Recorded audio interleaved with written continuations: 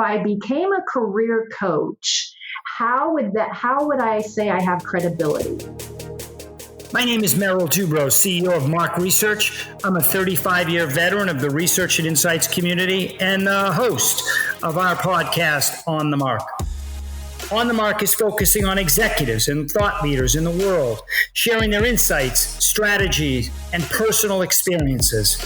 I promise this podcast will be filled with tough, pointed questions with real, insightful, and emotional answers. Today's guest is my good friend, Sherri Thomas, founder and president of Career Coaching 360. Sherri, welcome to the On the Mark podcast. Thanks, Merrill. So happy to be here with you.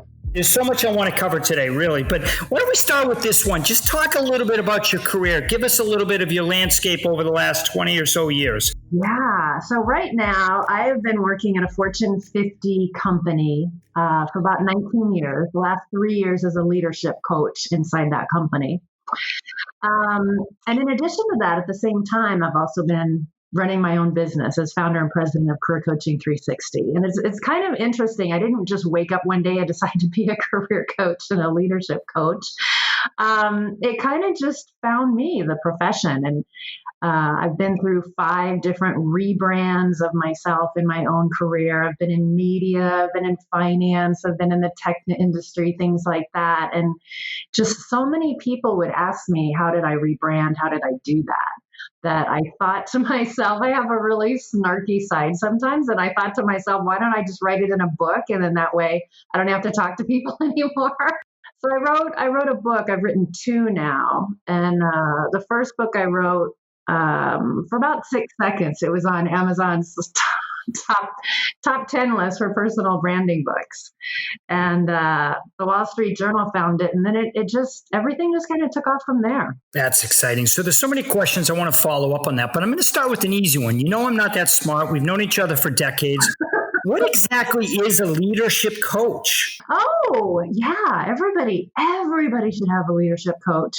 Really to just help you facilitate your own leadership skills. You know, all of us get stuck. All of us get stuck. And those of us like you know, who are just a dynamo, a high achiever, type A personality, you know, you want to be the best you can. And you're always looking, I've known you for a few years, Merrill, and you're always looking for just ways to grow and expand. And, you know, even hosting this podcast, of course.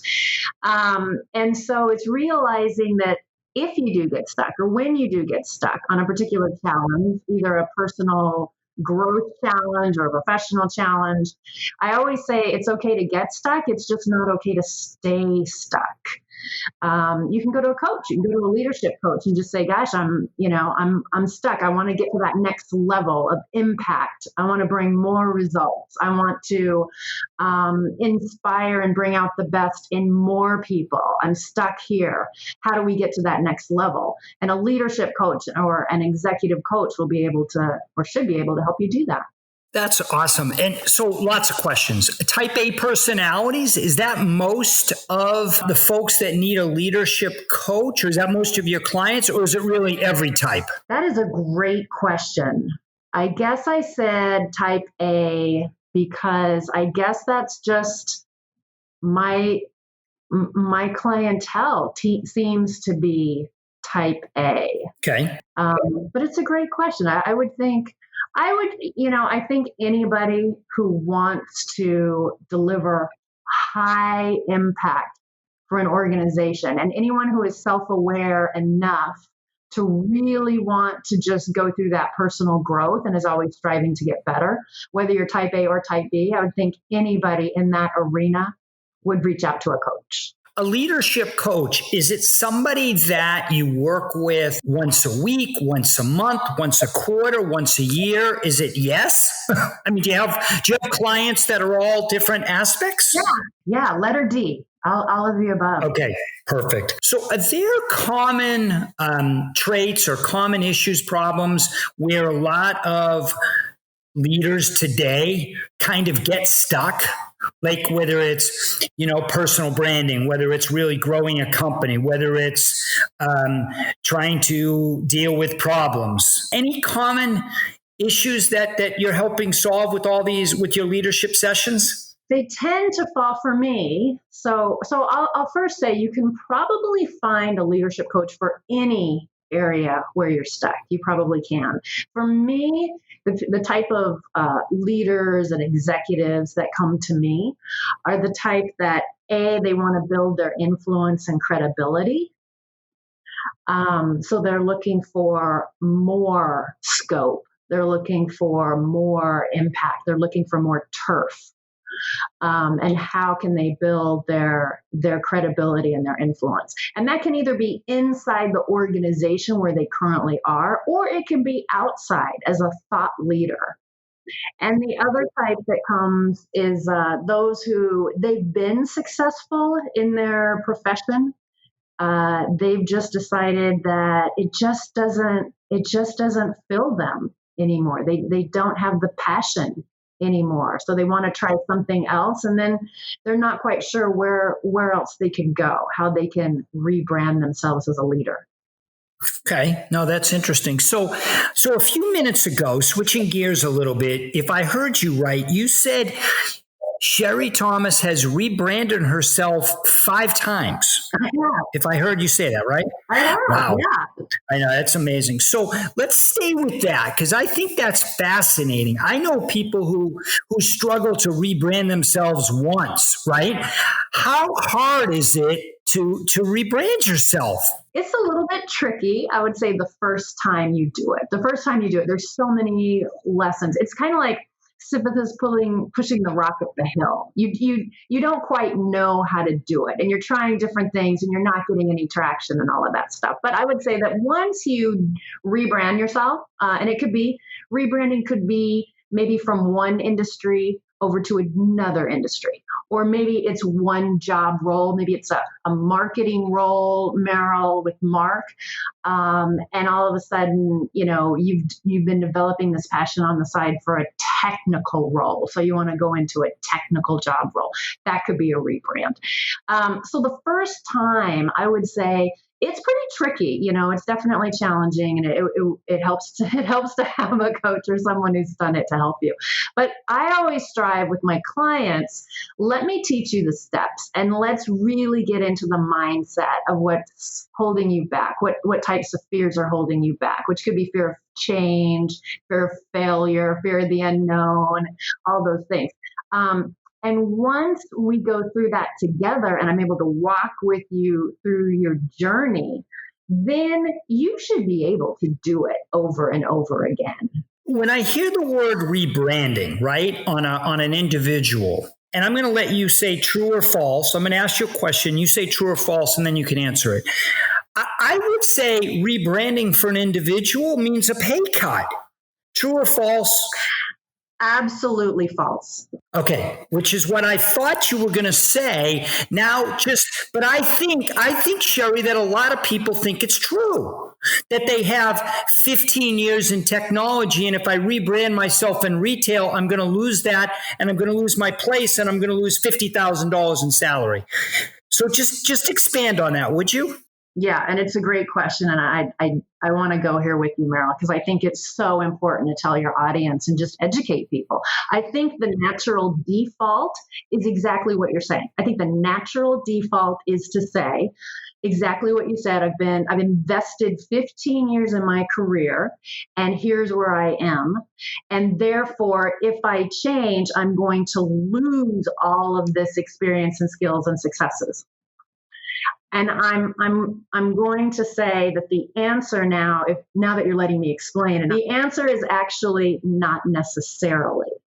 So maybe you will lose some salary. I don't know. It just depends on everybody. It depends on where you want to rebrand, and it really depends on those transferable skills. What can you transfer? But let me tell you the real, part of that secret sauce. When you're in an organization for, let's say, 5 years or 10 years, that organization and those company executives start viewing you and putting you in a bucket. This is what Meryl's good at. This is what he's not good at. This is how people react to Meryl. This is his influence level. If you try to rebrand in that organization, you may be able to successfully, or you may not be able to. You may not be able to. And so then it's a matter of going outside the organization, and you're going to have a fresh start. You're going to have fresh perceptions. You get to shape the perceptions that others have about you. That's the part of personal branding that's actually, once you know a couple of nuggets, that's the part that's actually pretty easy. Yeah, so let me tell you a quick story, and then I have a comment and question for you, Sherri. I was in high school and had a miserable high school. I was picked on, I was bullied, I had bad acne, I didn't have self-confidence. My senior year I didn't go to my junior prom, my senior prom, probably just told a bunch of secrets that I probably shouldn't have shared, but they're all true. The reality is, when I went to college, and I went to Hofstra University in Long Island, New York. And when I was at exit 8 in Stamford, Connecticut, I went to this McDonald's, and I guess I went to register number 8. And I had a magic hamburger, and all of a sudden had more self-confidence. I started to date in college when I never did in high school. And in some ways, I actually rebranded myself. And I didn't realize it. I didn't know what it was. I didn't realize what I was doing, but I just did it. My gut is, and I love the story that you told about, hey, rebranding within a company or outside that company. I would suggest that it's easier to rebrand outside of the company because everybody knows who you are. If you had to put more poker chips on one side, rebranding within the company you're at, or rebranding and going to a new company, isn't that the easier one? It's exactly what I think. So you may be successful rebranding inside your current environment. You may be successful, and that's usually when clients come to me. It's when they've tried to rebrand inside and they just can't do it, and they're so frustrated. And so coming to me, I can give them some strategies on if they really do want to stay in that company, and have some strategies there. Or if they're just done with it. They're like, get me out of here and get me a fresh start. And here's where I want to go. I agree. So let's play something. You know that I don't script anything on the podcast. You have no idea what I'm going to say. And the reason is because I have no idea what I'm going to say. But let's just say, for argument's sake, that I have to rebrand myself later in my career, in my 50s. And many people have said that I need not just one therapist, I need a team of therapists around the clock to help me. Okay. But let's just say Miss Leadership Coach, and I had to rebrand myself. Where would you get, how often would we, if I said to you, Sherri, I trust you, I'm putting my career in your hands, how often would we meet? Where would you get started on somebody as crazy as me? And if you feel comfortable, and I don't know if you do, and I will allow you a pass, how much does it cost to rebrand a clown like myself? Let's go there. It's just the, beginning stages of thinking about that. And I give a series of exercises. So what I really want to know, Meryl, is when you come to me, when a new client comes to me, I want to know a couple of things. I want to know, do you know the type of organization that you want to work for? Do you know the industry that you want to be in? And do you know the job role that you want to be in? And it's okay to say yes to all three of those, and it's okay to say no to all three of those. If your answer is no to any of those, then the homework assignments that I give you and those activities that I give to my executive clients are to help them get clarity on what their North Star looks like. Does that make sense? That makes a lot of sense. Absolutely. And I would say that those questions that you asked me, Sherri, I got to believe that a lot of people go home with homework because they don't know the answers.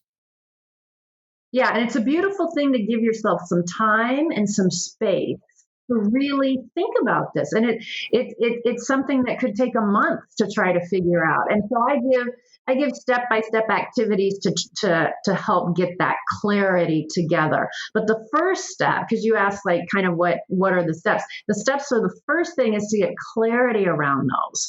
And then it's to talk about what are those strengths and successes that you have had in the past? What are those What are those success stories, those career success stories that really you're proudest of, that inspire you, that you want to do again? So let me give you an example. So as you know, you and I met. You were very pivotal in my career, Meryl, where you helped me get on the board of directors for the American Marketing Association for the Professional Council. So I was very, very heavy into marketing. I was a subject matter expert in marketing, and that's kind of, was like my brand, really. There came a point in my career after being in it for about 10 years where I just wasn't excited about marketing anymore. I felt like, okay, I had done it. I learned everything and I'm ready to move on. And so making that shift from marketing into a technical program manager in an arena, it was a really tough rebrand to do, but that's where I found it exciting. That's where I found it fascinating. When you know how to position yourself, and I'll give you an example. I was interviewed. They said to me right out of the gate, Sherri, you don't know anything about SAP. You don't know anything about this, IT technical platform. And I said, you're right. I don't. I'm not a subject matter expert on that yet. But let me tell you what I do have. And I focused on those career success stories that position me as an influencer, that position me as an expert with stakeholder management. When you know how to answer questions and position yourself, that's when opportunities open up. And that's where you can also get not just a salary, like staying at the same level, but you can get a salary increase. Wow, lots of good takeaways there. Let's switch gears for a half a second. I know you wrote not one, but two books. There's a lot of listeners who I've spoken to and a lot of contacts in the industry who would like to write a book eventually. What were some of the learnings after you wrote the first book? And what advice would you have for any of the listeners who really want to do that? I absolutely loved just swirling in the content. It was fascinating to me that you can take an idea and as you start writing and you just go deeper and deeper into your thoughts, that all of a sudden that chapter can take a total twist and a total U-turn. And, you have these aha moments and you're able to just crystallize and put the essence of what you've been trying to say in the whole chapter all of a sudden fits so well into two sentences. To me, I love that. I find that fascinating. To me, the really difficult part of the whole book process was finding a publisher. It was the promotion. It was writing the book jacket. It was writing the other stuff and doing the other stuff. I really liked just writing my message. That's what I liked. That was what was hard for me. That's great. And writing a book, is it more about credibility and opening doors than making money? You can think about that. So there are a couple of reasons. So for me, I thought there were so many people asking me how to rebrand, how I had done that in my career. So when I started out as a disc jockey in radio, all of my friends were asking me, how did you do that? How'd you get into radio? And so I was happy to, help them put together their audio tape and their resume and things like that. And then when I decided I want to get out of radio and I want to go into television, all my radio friends are like, how'd you do that? How'd you get into TV? And so I was happy to help them put together their resume and their tape and things like that. And then when I made the decision, I want to get out of media and go into corporate America, all my media friends are like, how'd you do that? How'd you get out? So it was at that point. Then I thought, I wonder if I should, put this in the book, and then that way I wouldn't have to talk to anybody. And I started thinking about it more deeply, and I thought, gosh, if somebody does, if I do write a book and if somebody reads it, then maybe they'll want to talk to me. So maybe I should put up a website. And then it came about like, well, maybe I should be a career coach. So I had all these thoughts and ideas going through my head. This was back in like 2006, 2007, when nobody even knew the term career coach. I wasn't even a possibility. But if I became a career coach, how would I say I have credibility? And so I thought I could either say I've had 1,000 clients, which I had not had, so I can't say that.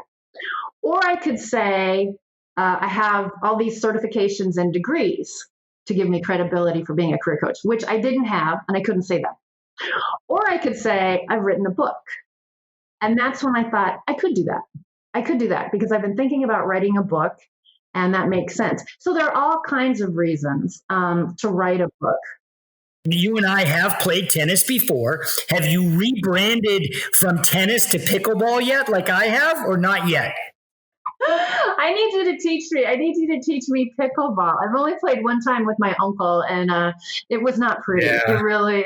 Well, we will. That will be a goal. Once we get past what we're dealing with today, we will play pickleball for sure, because I know you have great hand-eye coordination, and without question, you'd be great at pickleball. Sherri, I can't thank you enough for your time today. Thanks again for listening to Sherri Thomas. This is On the Mark Podcast. My name is Merrill Dubrow. Have a great day.